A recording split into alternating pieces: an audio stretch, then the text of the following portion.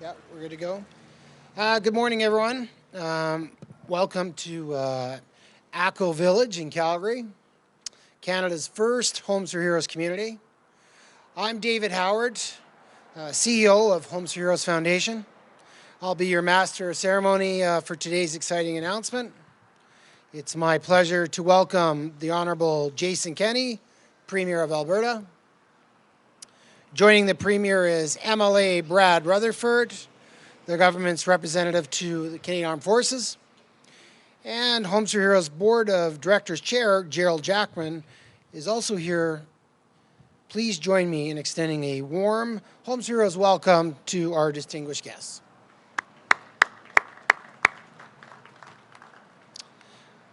Briefly, the Homes for Heroes Foundation was developed 3 years ago in response to the growing number of military veterans who are facing a crisis as they return to civilian life and find themselves on the path to homelessness. As many as 5,000 veterans are homeless and living in the streets of Canada. These veterans put their lives on the line to protect our freedoms, and now they need and deserve our support. The community in which we are now standing, 908 Acco Village, is the first of many veterans' villages to be built in Canada to address homelessness among our veteran population.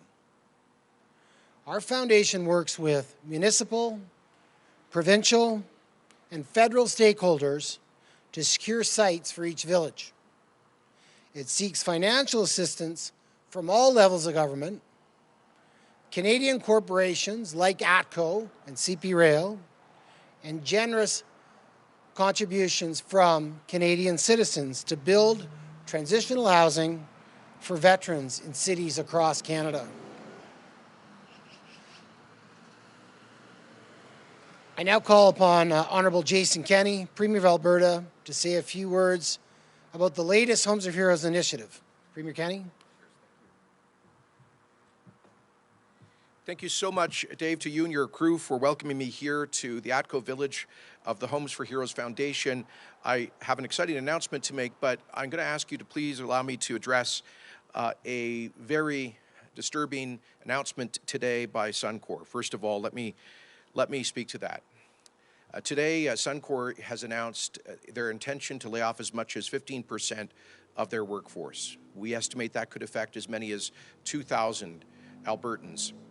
My heart goes out to all of those who are affected by this terrible news, to their families, for those workers who are experiencing great anxiety about what the future holds for them, their families, and their future. Since the very beginning of the COVID crisis, I've been clear that this is the largest economic crisis in Alberta since the Great Depression of the 1930s, with the largest global economic contraction leading to the largest decline in energy prices in history, on top of 5 tough years. It is hard to overstate the economic adversity that so many Albertans are going through, including now up to 2,000 of the great women and men who work for one of Canada's largest companies, one of our largest energy producers, Suncor. In March, before COVID, the price for benchmark oil, West Texas Intermediate, was over $70. By the middle of April, the futures market, Western Canada Select was trading at minus $30, a $100 decline in oil prices, in part because of the reckless Russia-Saudi oil war surging demand into the face of surging supply into the face of collapsing global demand. And ever since, Canada's energy companies, like energy companies around the world, have been hemorrhaging cash. And so it is sad, but layoffs like this, I think many of us have seen as likely inevitable. But I want us all to focus on the human impact of this, the families who will be going through great stress, who've already been living under a great stress in this province. And we must all come together as Albertans to support our neighbors in every way that we can, to give them a sense of practical support, but also moral support and hope for the future. Because I truly believe that while some tough months still lie ahead, and many more will feel the impact of this global recession here in Alberta, I do believe, I do know that we will get through this together, and we will come out stronger at the other end. But I have an important, and let me just say, that is why Alberta's government was the first in Canada to launch an economic recovery strategy to cope with the COVID economic crisis, a plan to build, to diversify, and to create tens of thousands of jobs. It includes the largest ever building program in our province's history, $10 billion to help create 50,000 construction jobs. It involves diversification in key industries right across our economy. It involves making Alberta the most attractive place to start a business, invest, and create jobs through tax reductions and reductions in the red tape burden. And it's so much more. But let me send a message to our friends across the country, especially to the Government of Canada in Ottawa. Let me put this in perspective. A few months, late last year, GM announced about 2,000 layoffs at a shift at their plant in Oshawa, about 2,000 positions being affected. That galvanized national attention and got sympathy from people from coast to coast, perhaps especially here in Alberta, because we know what tough economic times are. For a week or longer, that was the central issue that Canadians focused on. Well, let me put this in perspective. 2,000 layoffs at Suncor would be the equivalent of 8,000 layoffs at an auto company in Ontario. It's the equivalent of 4,000 layoffs at, let's say, a company like Bombardier in Quebec's aviation sector on a proportionate basis. So let me send a very clear message to the Prime Minister and the Government of Canada. This announcement today by Suncor underscores that what's happening in Alberta today is nothing less than an economic emergency. The Government of Canada would be moving heaven and earth if we saw layoffs of this scale in the central Canadian manufacturing industry.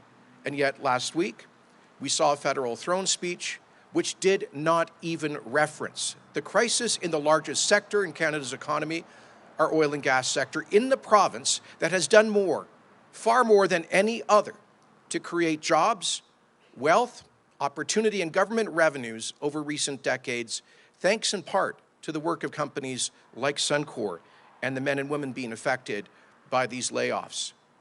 So we need to send a message to the whole country that this really is a national economic crisis, what's happening in the energy sector in this province. And this cannot be dismissed, because we cannot have a strong Canadian economy without a strong energy sector and a strong Alberta economy. And we cannot pay for the hundreds of billions of dollars of new government spending without getting that industry back on its feet. So once again, we implore the federal government to work with us to help get this industry back on its feet. Please, at the very least, do no more harm. Stop policies which would make companies like Suncor even less competitive during this critical moment of adversity. Stop. At least hit the pause button on the clean fuel standards, which will make Canada's energy sector uncompetitive on a global basis. Please work with us to stop the intrusion into the investor uncertainty created by Bill C-69. Suncor was notified recently that the federal government is going to step in over our jurisdiction to do a C-69 review on the proposed expansion of their base mine, which that company now thinks may lead to 10 years of reviews before, post-COVID, they could get back to investing. Please, while we just got certainty from the Supreme Court of Canada on the Trans Mountain decision with respect to the Crown's duty to consult with First Nations people on major resource projects, let's allow that new settled law to create some certainty before the legislative ratification of UNDRIP, which some read as giving a veto to single First Nations communities, even against the consensus for development that exists broadly amongst them. Please move approvals at the speed of business. This summer, we've lost the opportunity to create thousands of good-paying jobs through TC Energy's proposed expansion of the Nova gas transmission line because the federal regulator did not approve it on time for the construction season. We're not asking for a special favor here. Just realize there's an economic emergency and accelerate the regulatory process so that those jobs can be created. Please help get the foot of the federal government off those who are trying to create jobs in this tough environment. Please listen to all of the provinces and territories on the need for fiscal fairness. Every province that has backed up Alberta's demand for fiscal fairness by lifting the cap retroactively in the fiscal stabilization program, what I call the equalization rebate, that would be worth $6 billion that we would put to work immediately on job creation programs, on supporting the unemployed, on training programs, and on critical investments. We appreciate some of the federal actions over the past 7 months. We've tried to work together. But as today's announcement underscores, this truly is a jobs crisis and an economic emergency, and it deserves to be responded to here in Alberta in the same way that it would be in Ontario or Quebec. All right, I'm sorry to have gone off topic, but I needed Dave to say that. Let me turn now to the subject of today's exciting announcement. I want to thank MLA Peter Singh for welcoming me here to Calgary East, and MLA Brad Rutherford, the representative of Alberta's government to the military community. It's wonderful to have Dave and the compassionate folks from the Homes for Hero Foundation with us today. You are the heart and soul of Atco Village, these 15 housing units for veterans struggling with homelessness and personal challenges. And this was built because you saw the need and knocked down every obstacle on the way to a solution. The foundation has given some very deserving people a fresh start, and I'm truly grateful to you for that. I'm sure all Albertans are. It's also a real honor to have some veterans here with us. Thank you for your service and sacrifice. That service must never be forgotten. I had the great honor of growing up in a military family. My dad was an Air Force pilot, and I was so honored to go on and serve as Minister of National Defense, and had the opportunity to meet and work with our magnificent Canadians who serve our country in uniform. And I could spend all day telling you stories about their courage, their discipline, and their sacrifices. But I know that we all appreciate that. We know that some who face combat or violence and trauma in far-off places come back and find it difficult to readjust to civilian life. And sometimes that means some of our veterans end up without a stable home. But no matter what the cause, if our veterans are struggling, we need to be there for them. And we are. I'm happy to announce that Alberta taxpayers are investing over $1 million in a new Homes for Heroes project in Edmonton. That housing development will be located in Evansdale at 94A Street between 153rd and 152nd A Avenues. It will have 20 modern furnished units for veterans who are facing homelessness, going through a crisis, or finding it tough to transition to civilian life. So they'll have safe, comfortable surroundings in which to get the right support and get back on their feet. Planning is underway and work is expected to finish in 2020 with contributions from some tremendous, generous partners. Thank you to the Homes for Heroes Foundation for spearheading this vital project. And thank you to the City of Edmonton for both the land and a $1.1 million investment as well. Thank you to the corporate and private donors who gave a total of $2.3 million to put shovels in the ground. Albertans see their debt to veterans, and this is one small way of repaying it. I'm also pleased to say that at a time of great stress for our economy, this project will create over 30 much-needed jobs. So today marks a measure of progress for both struggling veterans and people looking for work. Again, Dave, thank you for, and you may wonder why am I making that announcement for Edmonton here in Calgary, because we wanted to show what you've done, the vision and the reality of the Homes for Heroes Foundation, these wonderful homes that you've created that you'll be now replicating for veterans in Edmonton. Of course, Edmonton with CFB Edmonton, the home to the PPCLI, the Loyal Edmonton Regiment, Northern Alberta, the home to CFB Cold Lake, the largest Air Force base in Canada. Northern Alberta, very important military community, and those veterans who are struggling will find great support through this wonderful project. Congratulations and thank you very much for it.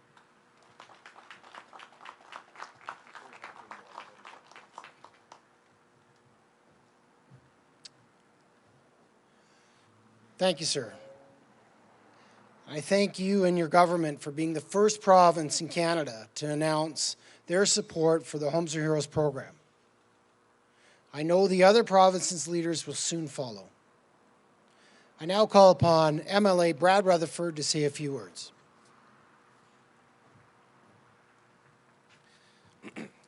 Good morning, ladies and gentlemen. And of course, it's a beautiful day in Calgary here, and I'm glad that winter has been held off just a few more weeks. I want to thank Dave for the warm welcome, and thank you to Premier Kenney for your thoughtful remarks. And I'd also like to acknowledge Cameron Diggan, who we've talked back and forth these last few months, and he's been a great advocate for this project. So I appreciate all of your hard work. And I want to thank the veterans who are here today for inviting us into your home and allowing us to make this announcement here. The Homes for Heroes Foundation supports military veterans in our community. It can be difficult for some veterans who struggle in their return to civilian life. They may be in crisis or experiencing homelessness.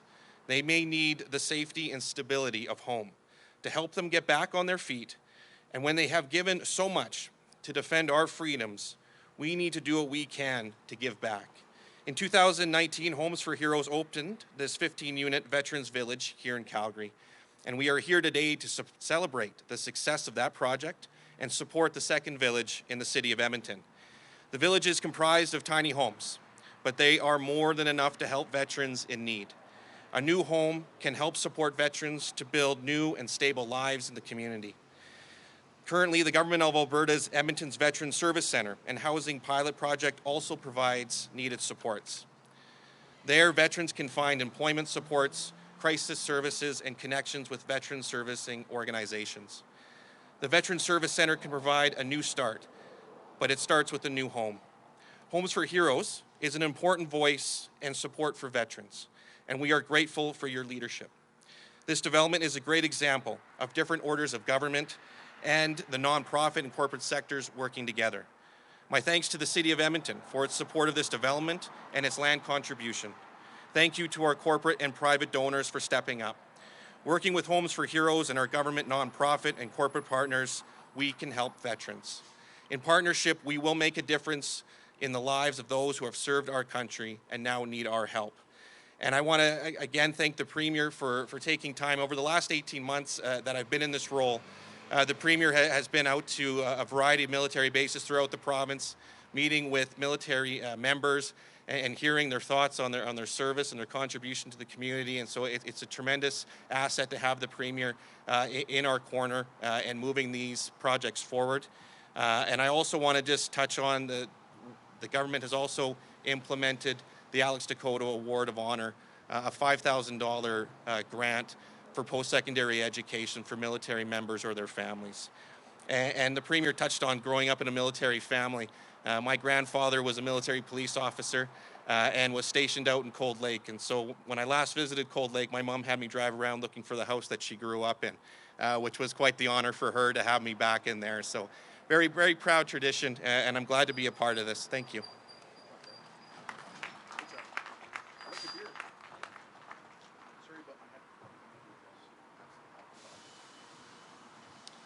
Thank you, sir. And I thank you and your entire team for supporting our village in Edmonton and especially your support of our Canadian Armed Forces, all of those that have stood on guard for our country. We certainly appreciate their efforts. I now call upon Homes for Heroes Board of Directors Chairman, Mr. Gerald Jackman, to say a few words. Gerald? Thanks, Dave. Thank you, everybody, for being here today. The Homes for Heroes Foundation was created in response to the growing number of Canadian veterans who are on a path to homelessness. Our mission is to provide a caring and comprehensive solution to homelessness among our veterans throughout Canada, coast to coast. The tiny home villages are unique, affordable, and innovative urban villages that help veterans during their transition back to civilian life. The tiny homes villages are more than just a housing first solution. The Homes for Heroes Tiny Home platform provides full service wraparound programs that deliver the resources, training, counseling that are necessary to ensure veterans' success in achieving their goals of living independently. We are already witnessing the successful transition of veterans back into civilian life as a result of having a home that is supported by these wraparound services. Homes for Heroes would like to acknowledge the Government of Alberta for participating in the vision to end homelessness for veterans in Canada. The Homes for Heroes Foundation is in discussions with numerous provinces and municipalities regarding the creation of a Homes for Heroes tiny home village. With that said, the Government of Alberta is the first province to step forward with their commitment today. Many veterans will benefit from your support. Thank you.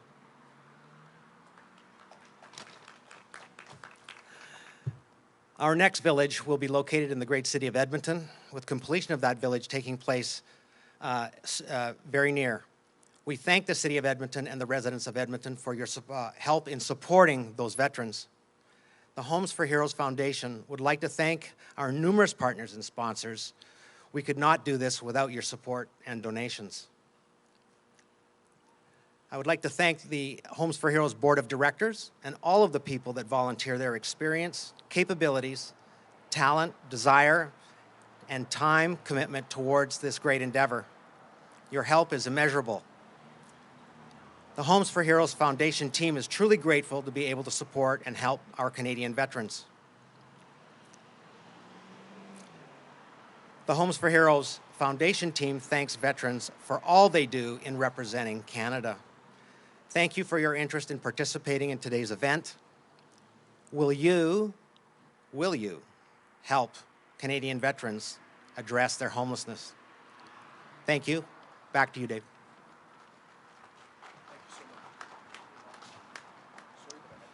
Thank you, Gerald, and for your volunteer efforts. And I want to thank again and reiterate, we thank to all our entire board for their efforts and as we continue our goal to end the issue of homelessness amongst our veteran population. The Homes for Hero program came together through direct input from our Canadian veterans. Our program is just that. It's a program offering housing to our veterans having a difficult time transitioning, but also the necessary support services to help our vets successfully transition. Support services tailored to each individual tenant. The Edmonton Acco Village is our second village, and as noted, it'll feature 20 homes, a resource center, and an on-site counselor's office. We are thrilled to be building in such a great city, Edmonton. A city whose citizens have shown great love and respect for those that serve and those that continue to serve. We feel fortunate that the community has come together in support of our village, and we thank the City of Edmonton municipality for all their hard work. And we also want to thank our Edmonton Steering Committee. These are unsung heroes that are putting out and communicating with leaders of the city every day in support of Homes for Heroes, but more importantly, in support of our veterans. COVID has delayed the process to build in Edmonton and across Canada. But those days are quickly behind us, and we're confident we're moving in the right direction. And we'll have more announcements on future builds in cities across Canada in the near future. I thank you for attending today. I certainly want to send thank you to all the men and women that have served our country. We owe you a debt of gratitude. This is the first step of many. It happens to be here in Calgary. Our next step is in Edmonton. But the goal is to show this respect across the country. As we enter into the time of remembrance, it's important, I encourage all Canadians to look back at the freedoms that you have. The freedoms that we all enjoy are based in the back of the sacrifices that are made by those that serve, continue to serve, and those that have served. I thank them. I thank them, and I dedicate Homes for Heroes to them. This concludes today's event. I wish to thank the Honourable Jason Kenney, some powerful words about Alberta's economy, MLA Brad Rutherford for today's investment into the next Veterans Village. I also want to thank our co-chair, Gerald Jackman, and as referenced before, Cameron Dingen from our team, who spends countless hours banging on doors to get people to support us. He is a veteran, he's proud to be on our team, and we're certainly proud to have him. Thank you, everyone, for joining us this morning. All right. We're now going to move into a brief Q&A with the Premier. There is a microphone at the front for any journalists who made it outside to join us today. I just ask that you please state your name and the outlet you're with, and please try to keep your questions brief if possible, as we do have some folks on the line that we'd like to get to as well. This question is for the Premier. Hi, thanks for taking my question. Krista Dow from Global Calgary. Premier, yesterday you arrived at the Ring Road celebration not wearing a mask. Today I noticed you were holding one. In light of President Trump's positive COVID test, can you provide your own personal thoughts on mask wearing when in public? Well, the guidelines of Alberta Health are very clear that when you are cannot socially distance, particularly indoors, it's generally advised that a mask be used. It can play a positive role in reducing the risk of transmission. But generally, where you can socially distance, particularly outdoors, it's not part of the recommendation of Alberta Health. So, you know, we have as a province, as Dr. Hinshaw said from day one, we don't believe that we can enforce our way out of the pandemic. We have, I was encouraging mask use when the World Health Organization and Dr. Theresa Tam of the Public Health Agency of Canada were arguing against mask use. I wish they had listened to common sense. I also wish that they had, that Dr. Tam and PHAC and the World Health Organization had not said that it would be bigoted to close Canada's borders from COVID hotspots. So I think they were completely wrong, and Alberta was right to recommend, as our government did, use of masks indoor where people cannot socially distance, long before PHAC and the World Health Organization did. It's also why we provided, I believe, 40 million free non-medical masks to Albertans this summer, and it's also why we provided millions to our schools and teachers. But it's all about being in close quarters, ideally, I think, when people are in mass transit, for example, airplanes and the like. Premier Kenney, it's Lana Smith with the Calgary Herald. Following the Q2 opioid report that showed soaring opioid-related deaths, is your government creating any sort of emergency response like you've done for the COVID-19 pandemic, or considering things such as safe supply programs or enhancing other harm reduction programs in this province as an immediate move to curb overdose deaths? Well, actually, our government came to office with a commitment to launch an emergency plan to address addiction and opioid overdoses in particular, with the largest ever investment in Alberta history in addressing mental health and addictions. We appointed an associate minister for mental health and addictions. We've announced massive taxpayer investments in providing much greater access to detox treatment and long-term recovery programs for people struggling with addictions. We've made multiple announcements about new holistic therapeutic communities that we are building across the province, partly in partnership with First Nations communities like the Kenney in southern Alberta. And we've begun the quarterly reports, one of which you just referred to. The opioid overdose deaths is a huge tragedy. Our heart goes out to all of the families and loved ones of those who are affected, and everybody who's struggling to cope with addictions. And I'll be having something more to say about this in the next week or so, as we address the more recent surge in cases.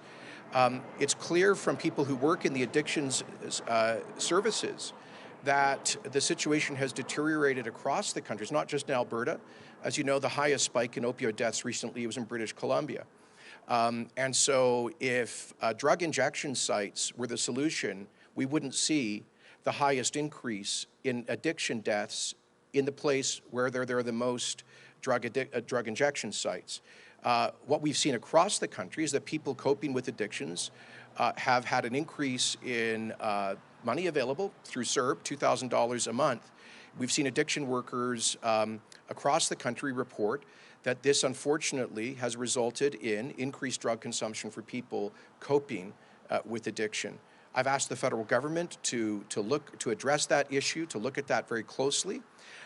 We also saw in the very early days of COVID an interruption in treatment services for people seeking recovery. We worked, unfortunately, at the very beginning of the COVID restrictions in Alberta. Some of those restrictions meant that some treatment centers suspended operations or had to reduce the number of people they could treat. That interruption probably had a very negative impact on people who were seeking treatment. And so we worked very closely with Dr. Hinshaw to make an exception for treatment centers to be designated as essential services. But certainly that interruption very early on, plus the stress generally, plus the additional funds available to people coping with addiction, collectively have had a devastating impact. We don't believe that the government giving people who are coping with addictions free drugs is a solution to the problem of drug addiction. Sorry, just a follow-up. I asked if there is any immediate action that the government would be taking. Well, so that could mean tomorrow, next week. Is there any plans for that? Well, it's more than future actions. What I'm telling you is we took immediate actions upon forming office 18 months ago. We continued to, I think in the last 3 months, I made 4 major announcements about expanded addiction treatment services in Alberta. So that's more than immediate. We've already been acting with unprecedented ambition to support people coping. Absolutely. Sorry, just one follow-up question to that. Addictions treatment and recovery, that's one of the steps obviously in the harm reduction in the continuum of care. But for people who are not ready to access treatment or to go towards recovery right now, for people who are using drugs today, what services are available for them and what immediate action are you taking for them? As we've said very many times, the Alberta supports a continuum of care, and all of those services are available. At the end of the day, the greatest increase in opioid deaths has been in the Greater Vancouver region, which has the greatest availability of drug injection sites. So if that were the solution to the problem, we wouldn't see the huge spike in deaths in Vancouver, which is quite tragic. All right, just before we take one more question from the floor, I'm going to jump over to the phones. Operator, can you please put through the first caller? Yeah, first is Chris Varco with the Calgary Herald. Go ahead, Chris. Hi, this is a question for the Premier. Premier, can you tell me if you've had any conversations with Suncor regarding the layoff announcements? I guess, what did they communicate to you about the reasons behind it? That's my first question. My second question is, have you received any other indications of layoffs coming in the energy sector? And finally, specifically, what action do you want to see the federal government take with regards to these announcements? No, I've not personally heard from Suncor. I hope to schedule a call with Mark Little later today. President of Suncor, we only got confirmation of these changes by media and social media this morning. My understanding in their media response, they have said that the price environment means that they lost, I think, $640 million in the last quarter, and they've had to suspend their greenfield projects and, as they say, accelerate their restructuring of their workforce, which they, I guess, intended to do later. I'll have to refer you to Suncor for more details. I don't think, Chris, I said when we saw the beginning of the crisis in March, not only, I remember doing a news conference, I think on March the 6th, which was the day that after the Saudi-Russian OPEC talks in Vienna broke down. And it was clear to us on that day in the first week of March that we were looking at a catastrophic collapse in energy prices, and that this would pose potentially an existential threat to many of our oil and gas producers. As you know, for much of April, we were looking at prices that were in the single digits, and then on the futures market trading at -30 for a couple of days. Thankfully, we have avoided the very worst case scenario, which was being stuck in single digit prices for this year. And we avoided the catastrophic scenario of a backup in inventories that could have jeopardized the in situ and SAGD projects in northern Alberta. So however, these companies are under huge financial stress. As you know, they've already been coping with a relatively low price environment for 4 or 5 years. They'd already compressed costs. And I'm not speaking just about Suncor, but other producers here in Alberta. And now, have I heard from other companies? No.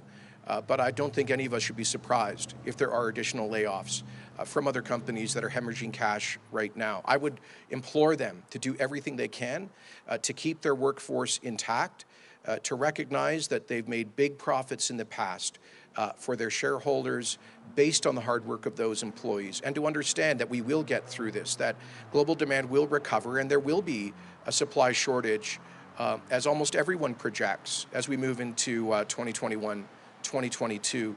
So and we want to work with them to ensure that workforce stays intact as much as possible.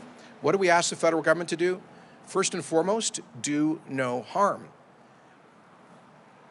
Specifically, please hit the pause button on the clean fuel standards, which could add $3 to $5 per barrel in the cost of production for Canadian producers when they're already struggling to attract capital.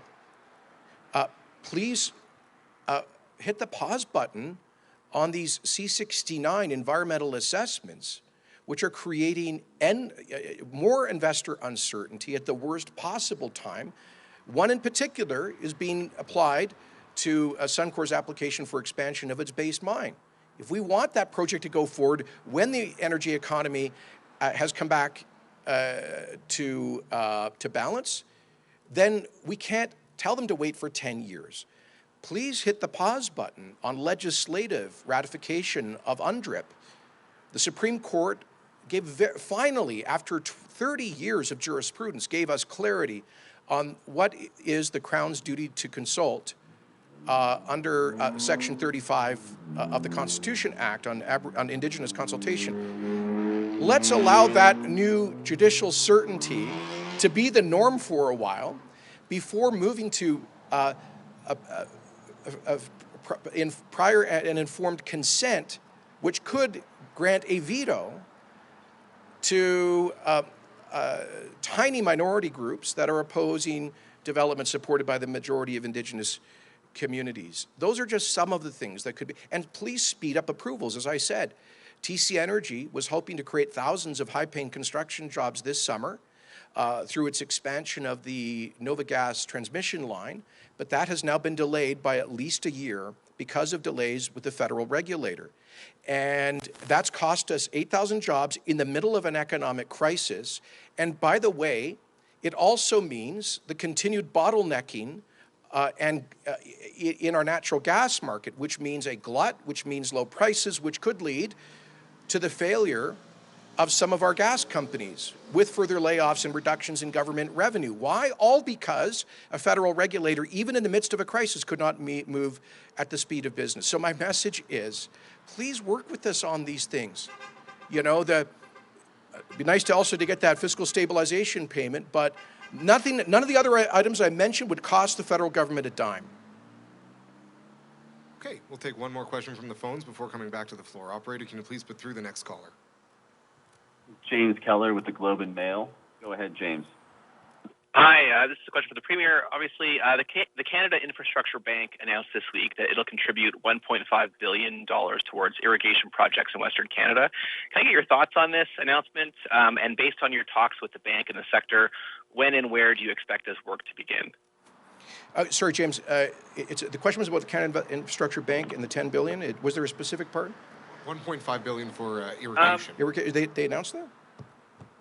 Okay. Well, we'll have an announcement in the I believe next week. Stay tuned for details.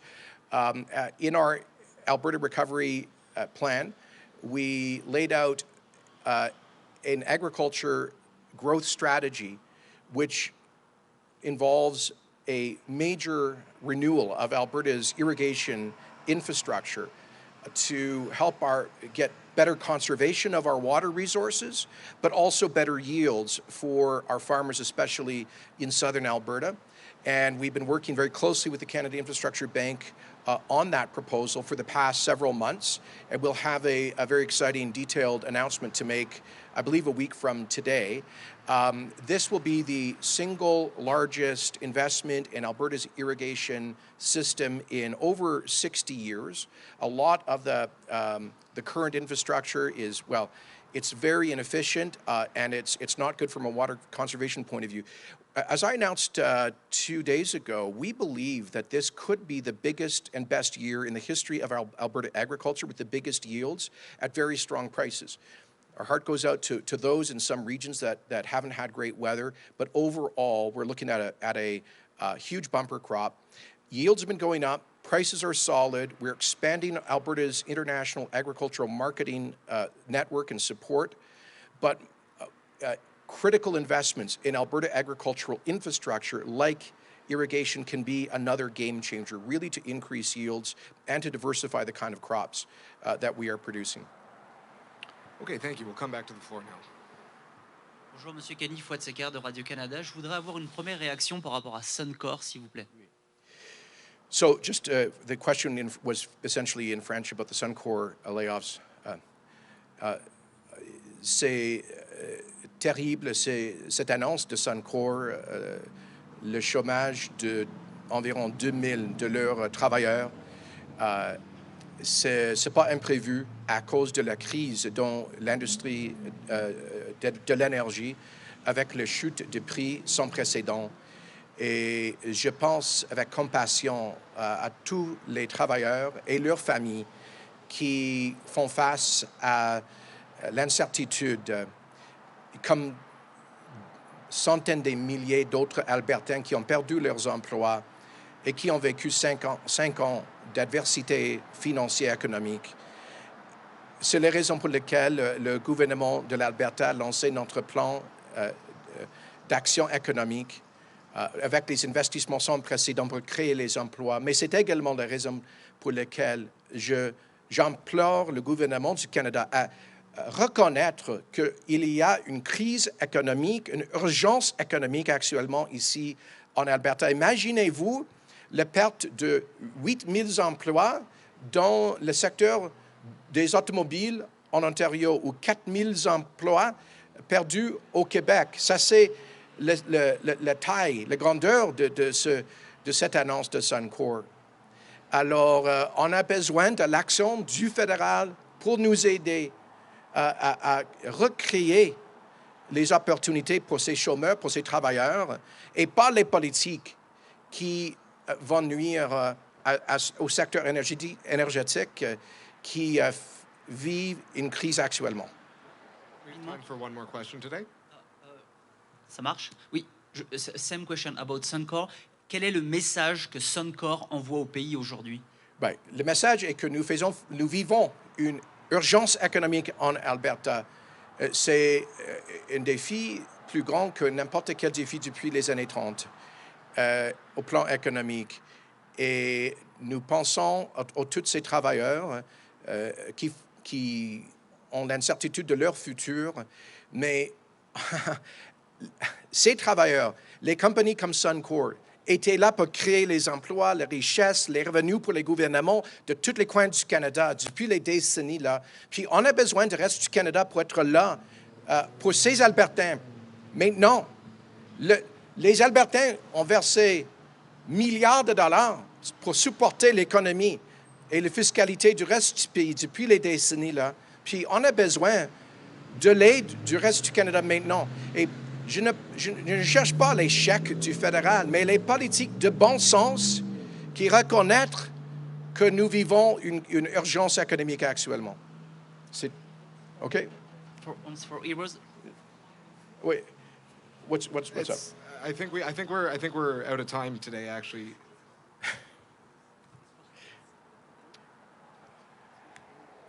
Okay. Thank you very much. Thank you. All right.